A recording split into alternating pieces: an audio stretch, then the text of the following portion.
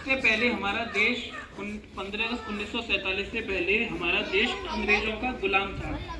तब वहाँ अंग्रेजों का राजतंत्र चला करता था। 15 अगस्त 1947 को हमारे देश को हमारे जो स्वतंत्रता सेनानी हैं उन लोगों ने विदेशियों से हमें आज़ाद कराया था। उसके बाद फिर आवश्यकता हुई कि हमारे देश के लिए एक नियम कानून की ज़रूरत पड़े कि अपने देश को कैसे चलाएं।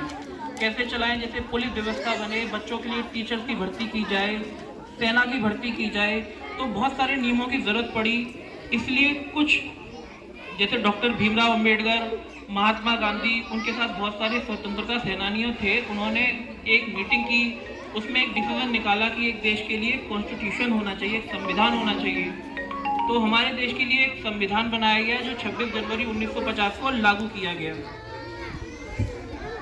संविधान ने हमें बहुत सारे अधिकार दिए हैं, साथ ही हमें कुछ मौलिक कर्तव्य भी करने के लिए दिए हैं। बेटा बातें नहीं करेंगे तो हम लोग बहुत बातें, कुछ अधिकार दिए हैं, उसके साथ साथ हम लोगों के लिए कुछ मौलिक कर्तव्य भी हैं जो करने चाहिए और हमेशा अपने दिमाग में रखने चाहिए। ऐसे 11 मौलिक कर्तव्य हैं जिसको मैं आपको भी शॉर्ट में बताऊंगा और इन चीज़ों को आप लोग हमेशा याद रखेंगे। जैसे हमारा पहला कर्तव्य होता है कि हमें राष्ट्रगान का और राष्ट्र ध्वज का सम्मान करना चाहिए। कहीं भी आपको अगर आज 26 जनवरी के बाद कहीं भी आपको झंडा पड़ा मिले सड़क पे तो उसको उठा के अपने घर ले जाइए। कोई फटा हुआ आपको झंडा दिखे तो उसको क्या करेंगे, मिट्टी में गाड़ देंगे। कोई भी झंडे पे पैर नहीं रखेगा। दूसरा हमारा जो मौलिक कर्तव्य है वो ये है कि हमें अपने गुरुजनों का, मम्मी पापा का सम्मान करना चाहिए।